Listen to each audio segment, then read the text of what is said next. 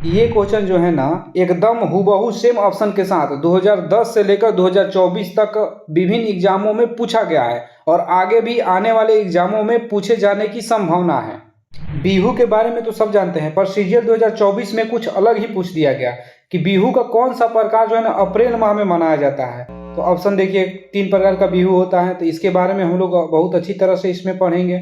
History का question है, दल चालीसा का गठन किया था इल्तुतमिश, बट दल चालीसा को डिस्ट्रॉय किया था बलबन ने। ऐबक की राजधानी थी लाहौर, पर लाहौर से दिल्ली लाया था इल्तुतमिश ने। अलाउद्दीन खिलजी द्वितीय सिकंदर की उपाधि धारण किया था। इसके बचपन का नाम क्या था? तो अली गुरसाप। Hello friends, welcome to the knowledge enhancer.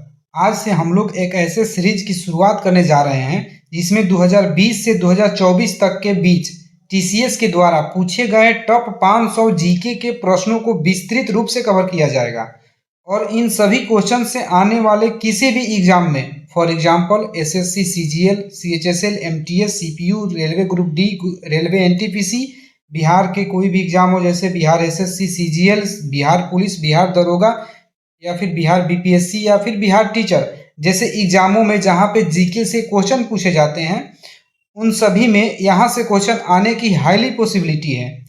बड़ा ही इंटरेस्टिंग वीडियो होने वाला है दोस्तों, और यहाँ पे जो है ना हम लोग हर क्वेश्चन को बहुत ही विस्तृत रूप से पढ़ेंगे। तो बिना किसी देरी के आइए हम लोग अपने टॉपिक की तरफ चलते हैं और लेक्चर को स्टार्ट करते हैं।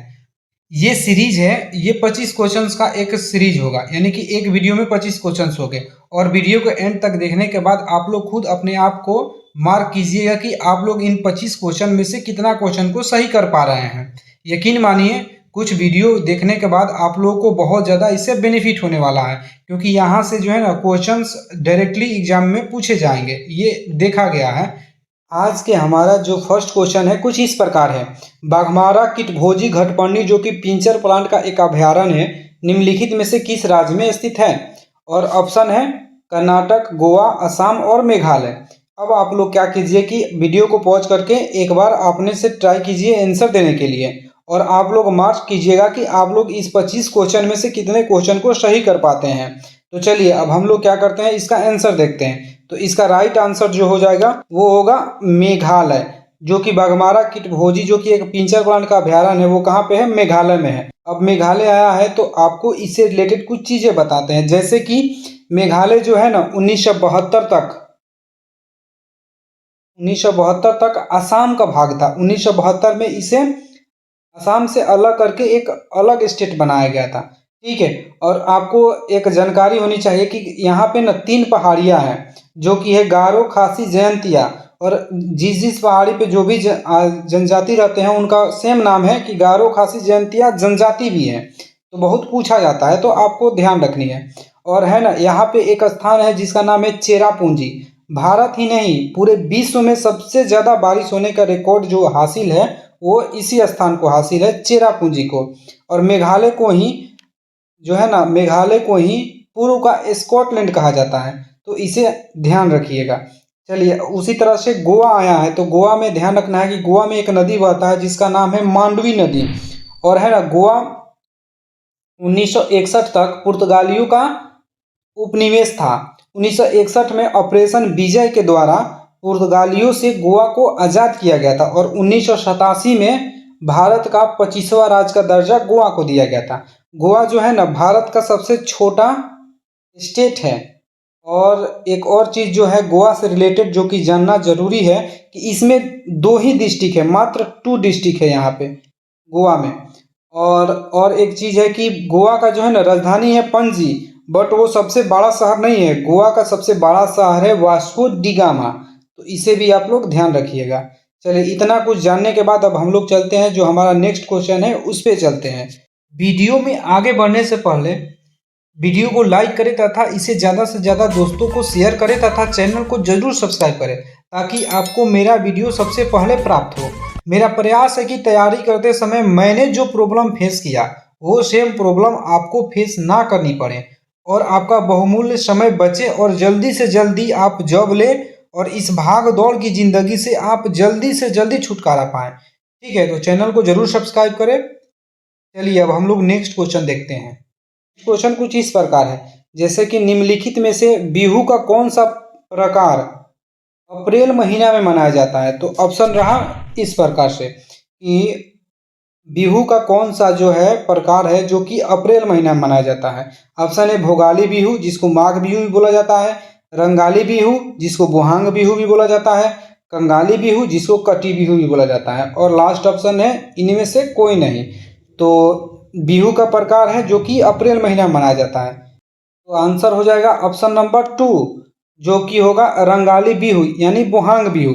ये जो है ना अप्रैल महीना में मनाया जाता है। और जो है अब देखते हैं भोगाली बिहू को। भोगाली बिहू कब मनाया जाता है? ये मनाया जाता है जनवरी में। सबसे पहले जानने वाली बात है कि बिहू किस स्टेट में मनाया जाता है, तो आप लोग लिख लीजिएगा असम में मनाया जाता है। एक फसल त्यौहार है। और इससे रिलेटेड जानने वाली है कि कंगाली बिहू ये अक्टूबर में मनाया जाता है, ठीक है।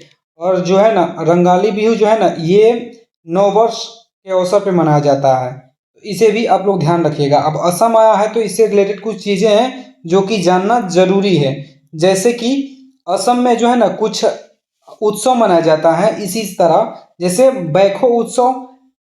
चलिए असम के बारे में इतना कुछ जानने के बाद अब हम लोग चलते हैं नेक्स्ट क्वेश्चन की तरफ, जो कि कुछ इस प्रकार है। निम्नलिखित में से किसने लंदन में विलियम हट कर्जन वायली की हत्या की थी? और आपका ऑप्शन है, फर्स्ट ऑप्शन है मदन लाल ढींगरा, और सेकेंड ऑप्शन है खुदीराम बोस, और थर्ड ऑप्शन है सूर्यसेन, और लास्ट है सुखदेव थापर। अब आप लोग इसमें से आपका राइट आंसर चूज कीजिए।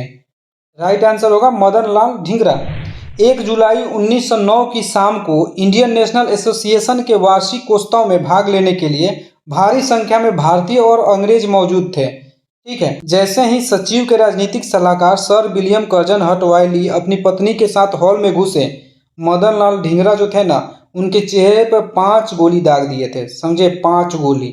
इस तरह से राइट आंसर हो जाएगा मदन लाल ढींगरा। अब बात करते हैं खुदीराम बोस की।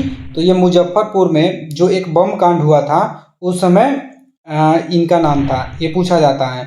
खुदीराम बोस जो थे ना भारत के सबसे युवा क्रांतिकारी थे, ठीक है, ध्यान रखना। अब बात करते हैं सूर्यसेन की। तो चटगांव शस्त्रागार जो लूट कांड था ना उनसे ये रिलेटेड थे। चटगांव जो है अब बांग्लादेश में है, उसी समय वहाँ पे एक शस्त्रागार था यानी कि शस्त्र था वहाँ पे, उसी को लूटने में इनकी महत्वपूर्ण भूमिका थी। तो इसको आप लोग ध्यान दीजिएगा। अब रहे सुखदेव थापर, तो इनको जो है ना 1909 में लाहौर के जेल में इन्हें फांसी दिया गया था। हमारा अब नेक्स्ट क्वेश्चन है कि टूथपेस्ट बनाने के लिए निम्नलिखित में से किसका उपयोग नहीं किया जाता है? और ऑप्शन है, फर्स्ट है सिलिका, सेकेंड है गैलेना, थर्ड है अल्मुनियम ऑक्साइड, और फोर्थ है चूना पत्थर। यहाँ पे हमारा राइट आंसर हो जाएगा गैलेना। चलिए अब नेक्स्ट क्वेश्चन की तरफ हम लोग चलते हैं। नेक्स्ट क्वेश्चन है, निम्नलिखित में से कौन होम्योपैथी के संस्थापक थे? और ऑप्शन है कुछ इस प्रकार से, फर्स्ट है रॉबर्ट कोच, सेकेंड है एफ हॉपकिंस, थर्ड है सैमुअल हनीमैन, और फोर्थ है मैकमिलन। राइट आंसर होगा सैमुअल हनीमैन। अब जो है ना अब आए हैं रॉबर्ट कोच, तो इनके बारे में जान लेते हैं। रॉबर्ट कोच को जो है माइक्रोबायोलॉजी का जनक कहा जाता है, माइक्रोबायोलॉजी का जनक कहा जाता है, ठीक है, इसको ध्यान रखिएगा। तपेदिक के जीवाणु का खोज इन्होंने किया था। उसके बाद जो है ना हैजा की जांच में महत्वपूर्ण भूमिका निभाए थे रॉबर्ट कोच। और बात करें एफ हॉपकिंस की, तो जो इन्होंने जो है ना विटामिन का खोज किया था। कौन? F Hopkins. किसका खोज किया था? विटामिन। ध्यान रखिएगा, किसका खोज? विटामिन का खोज किया था।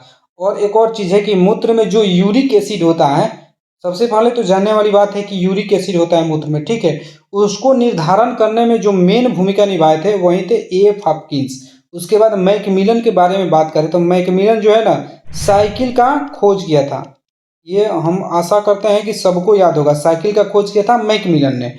इतना जानने के बाद अब हम लोग चलते हैं अपना नेक्स्ट क्वेश्चन की तरफ।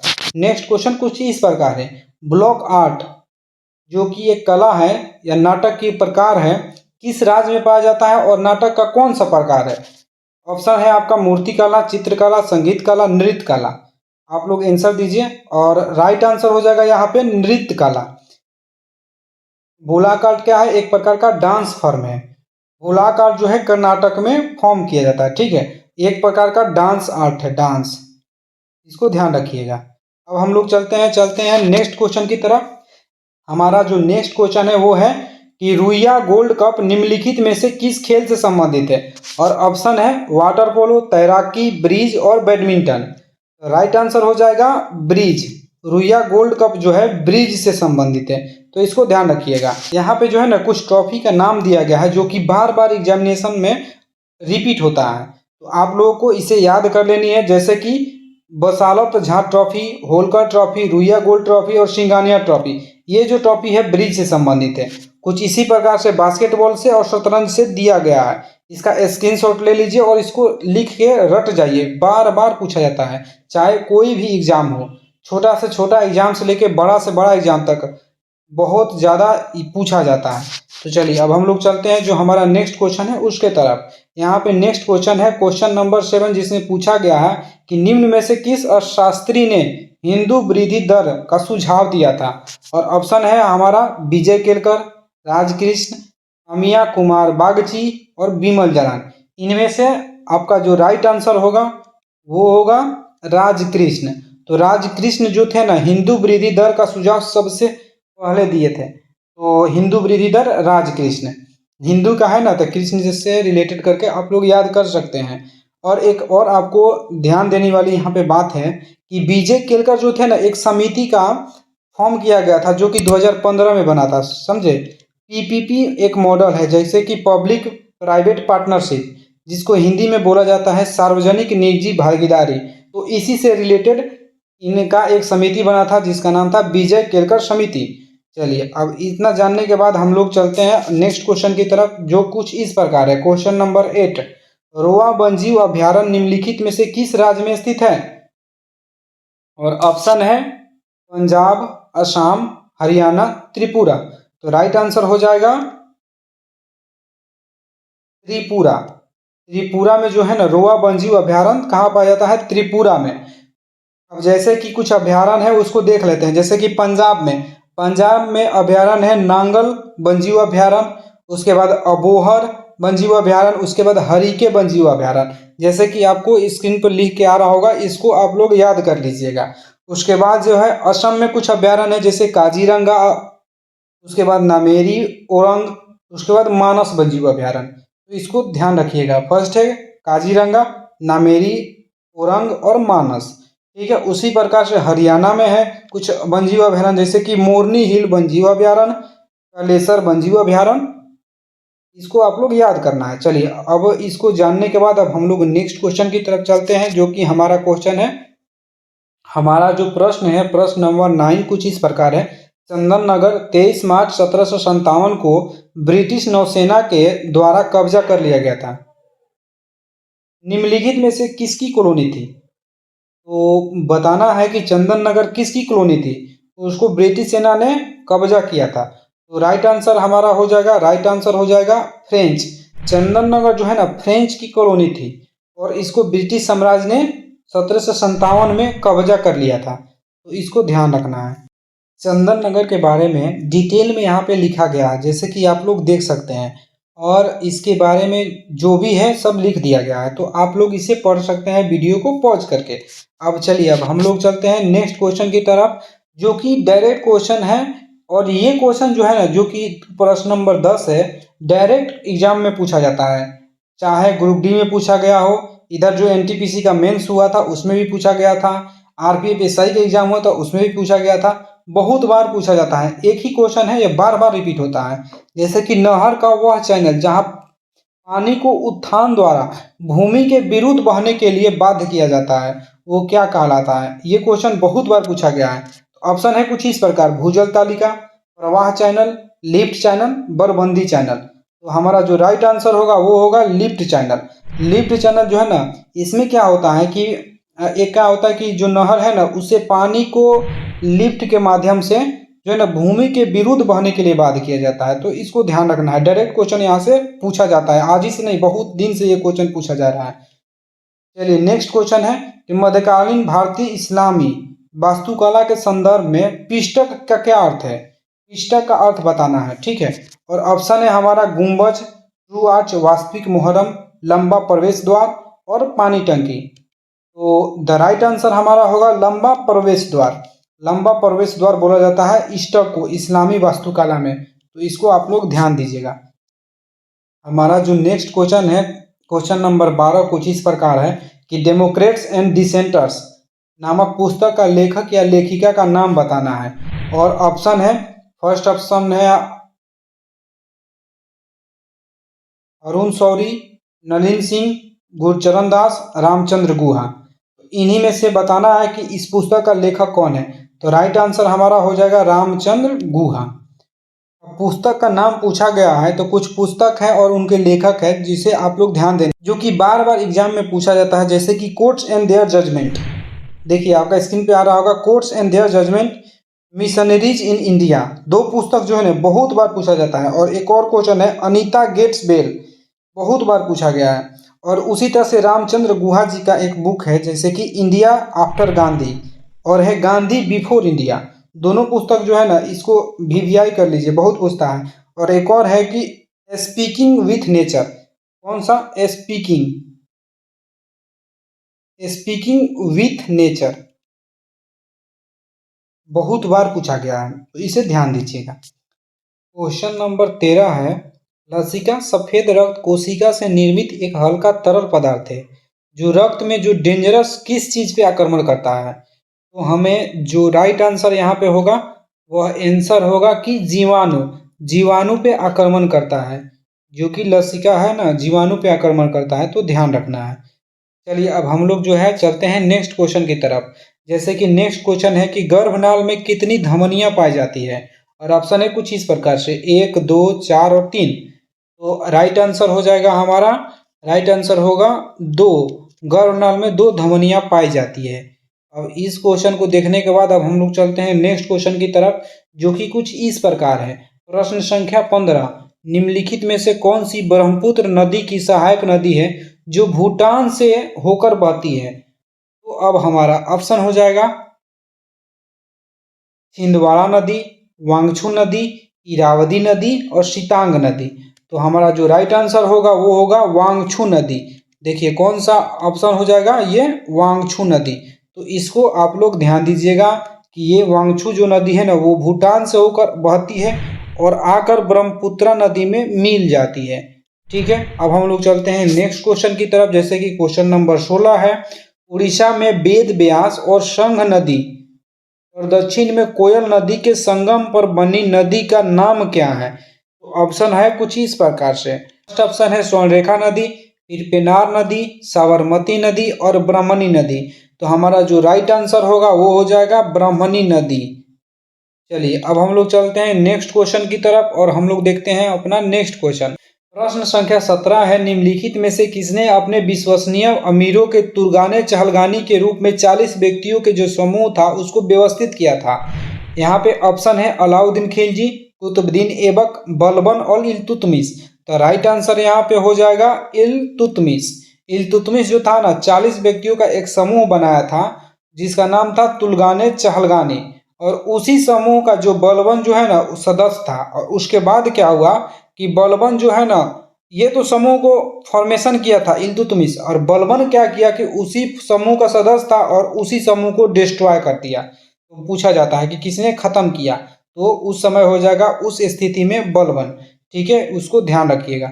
चलिए अब हम लोग जो है ना नेक्स्ट क्वेश्चन की तरफ चलते हैं, जो कि कुछ इस प्रकार है कि किस राज्य में पोनियो योंगसिन नामक तलवार की तरह के रूप में एक वाद्ययंत्र का उपयोग पुजारियों के द्वारा किए जाने वाले अनुष्ठान नृत्य के दौरान किया जाता है। तो हमारा ऑप्शन है सिक्किम, हिमाचल प्रदेश, अरुणाचल प्रदेश, उत्तराखंड। तो राइट आंसर हो जाएगा अरुणाचल प्रदेश। तो इसको ध्यान रखिएगा। चलिए अब हम लोग चलते हैं नेक्स्ट क्वेश्चन की तरफ, जहां पे पूछा गया है कि निम्नलिखित में से किसने शाहजहां के शासन काल में मुगलों की महानता का उल्लेख करते हुए चार चमन नामक पुस्तक लिखी थी। देखिए पुस्तक का नाम क्या है, चार चमन। चार चमन नामक पुस्तक किसने लिखी थी, ये क्वेश्चन पूछा जा रहा है। और ऑप्शन है कुछ इस प्रकार से। फर्स्ट ऑप्शन में अबुल फजल, अबुल फजल लिखने में यहाँ पे टाइपिंग में गलती हुआ है।